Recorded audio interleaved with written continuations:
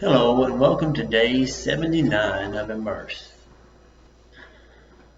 Some of the people who lived in Jerusalem started to ask each other, isn't this the man they were trying to kill?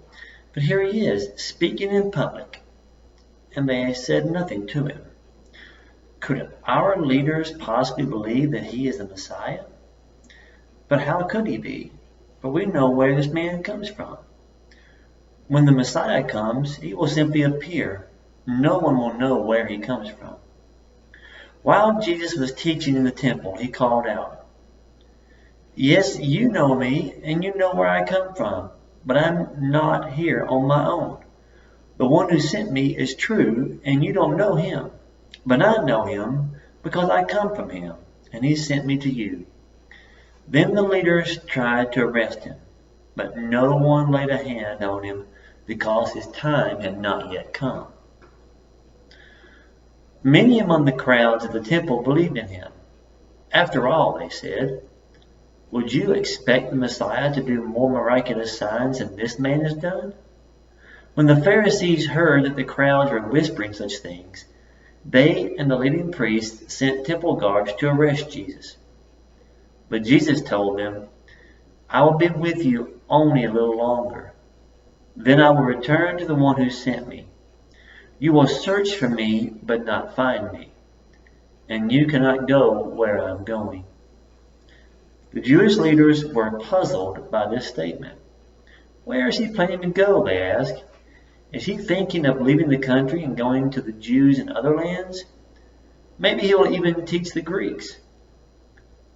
What does he mean when he says, "You will search for me but not find me, and you cannot go where I'm going"? On the last day, the climax of the festival, Jesus stood and shouted to the crowds, "Anyone who is thirsty may come to me. Anyone who believes in me may come and drink. For the scriptures declare, rivers of living water will flow from his heart." When he said living water, he was speaking of the Spirit, who would be given to everyone believing in him. But the Spirit had not yet been given, because Jesus had not yet entered into his glory. When the crowds heard him say this, some of them declared, "Surely this man is the prophet we've been expecting." Others said, "He's the Messiah." Still others said, "But he can't be. Will the Messiah come from Galilee? For the scriptures clearly state the Messiah will be born of the royal line of David in Bethlehem, the village where King David was born." So the crowd was divided about him. Some even wanted him arrested, but no one laid a hand on him. When the temple guards returned without having arrested Jesus, the leading priests and the Pharisees demanded, "Why didn't you bring him in?" "We have never heard anyone speak like this," the guards responded. "Have you been led astray too?" the Pharisees mocked. "Is there a single one of us rulers or Pharisees who believes in him? This foolish crowd follows him, but they are ignorant of the law. God's curse is on them." Then Nicodemus, the leader who had met with Jesus earlier, spoke up. "Is it legal to convict a man before he's given a hearing?" he asked. They replied, "Are you from Galilee too? Search the scriptures and see for yourself. No prophet ever comes from Galilee." Now there's a side note in the text here that says the most ancient Greek manuscripts do not include John 7:53 through 8:11, the following text. Then the meeting broke up and everyone went home. Jesus returned to the Mount of Olives, but early the next morning he was back again at the temple. A crowd soon gathered, and he sat down and taught them. As he was speaking, the teachers of religious law and the Pharisees brought a woman who had been caught in the act of adultery. They put her in front of the crowd. "Teacher," they said to Jesus, "this woman was caught in the act of adultery. The law of Moses says to stone her. What do you say?" They were trying to trap him into saying something they could use against him. But Jesus stooped down and wrote in the dust with his finger. They kept demanding an answer, and so he stood up again and said, "All right, but let the one who has never sinned throw the first stone." Then he stooped down again and wrote in the dust. When the accusers heard this, they slipped away one by one, beginning with the oldest, until only Jesus was left in the middle of the crowd with the woman. Then Jesus stood up again and said to the woman, "Where are your accusers? Didn't even one of them condemn you?" "No, Lord," she said. And Jesus said, "Then neither do I. Go and sin no more." Jesus spoke to the people once more and said, "I am the light of the world. If you follow me, you won't have to walk in darkness because you will have the light that leads to life." The Pharisees replied, "You're making those claims about yourself. Such testimony is not valid." Jesus told them, "These claims are valid even though I make them about myself. For I know where I came from and where I'm going. But you don't know this about me. You judge me by human standards, but I do not judge anyone. And if I did, my judgment would be correct in every respect because I am not alone. The Father who sent me is with me. Your own law says that if two people agree about something, their witness is accepted as fact. I am one witness, and my Father who sent me is the other." "Where is your Father?" they asked. Jesus answered, "Since you don't know who I am, you don't know who my Father is. If you knew me, you would also know my Father." Jesus made these statements while he was teaching in the section of the temple known as the treasury. But he was not arrested because his time had not yet come.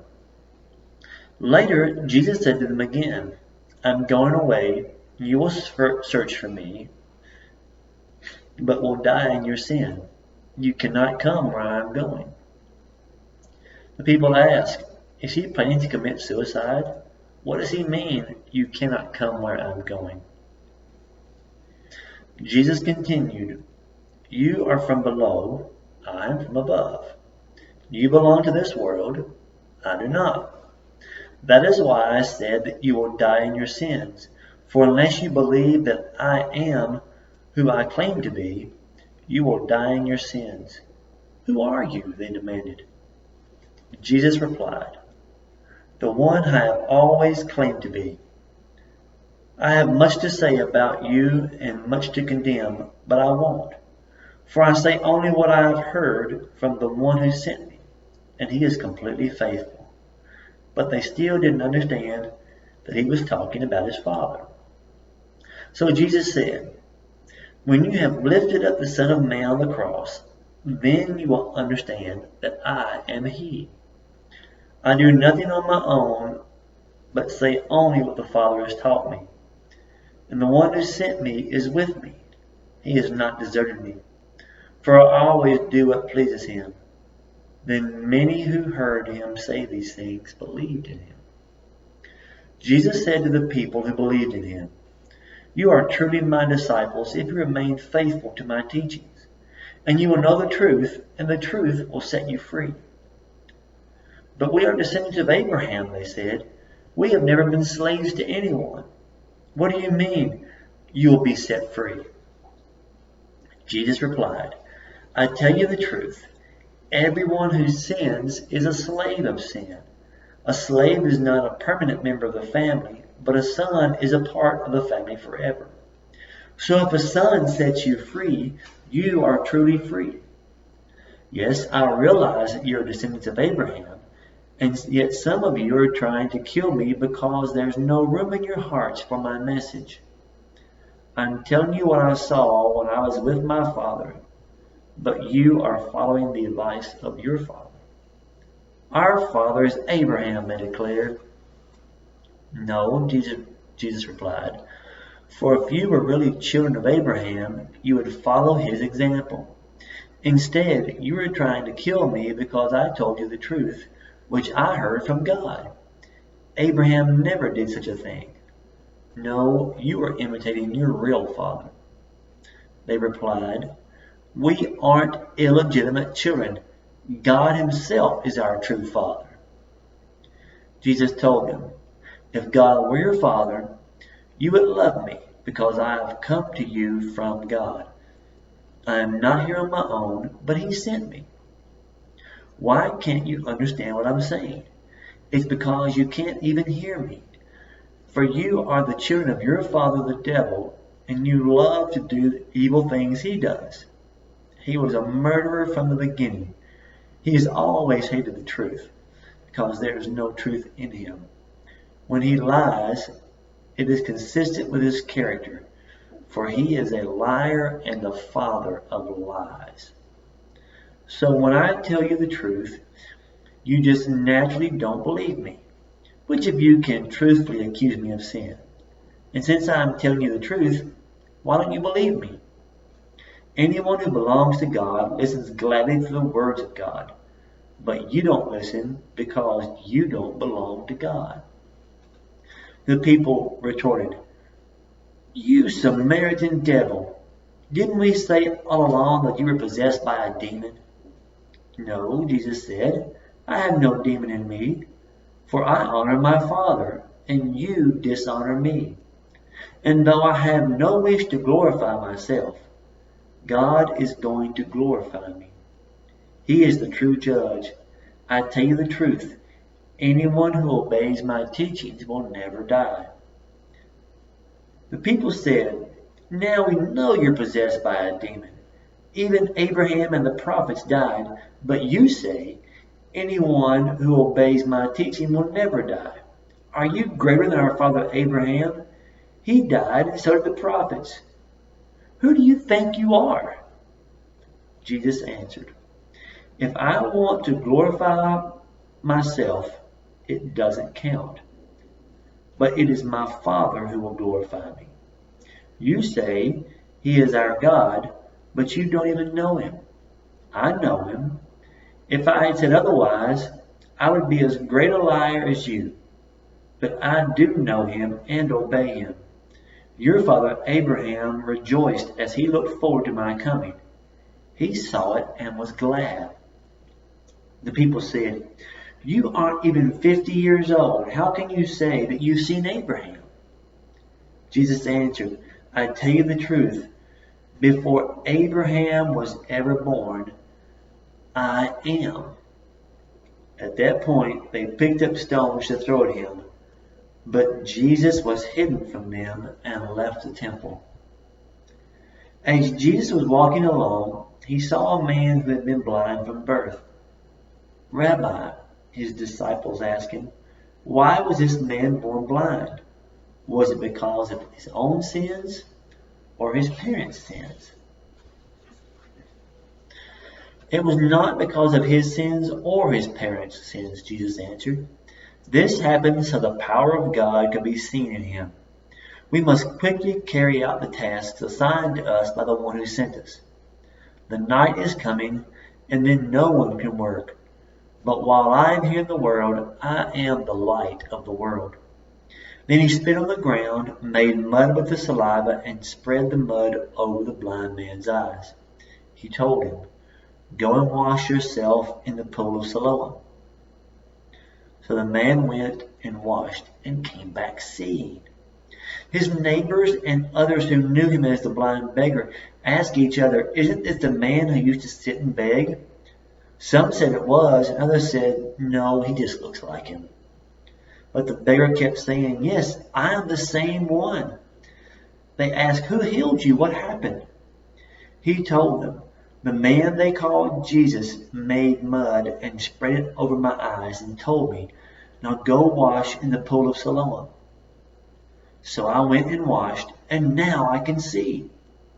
"Where's he now?" they asked. "I don't know," he replied. Then they took the man who had been blind to the Pharisees, because it was on the Sabbath that Jesus had made the mud and healed him. The Pharisees asked the man all about it, and so he told them, "He put the mud over my eyes, and when I washed it away, I could see."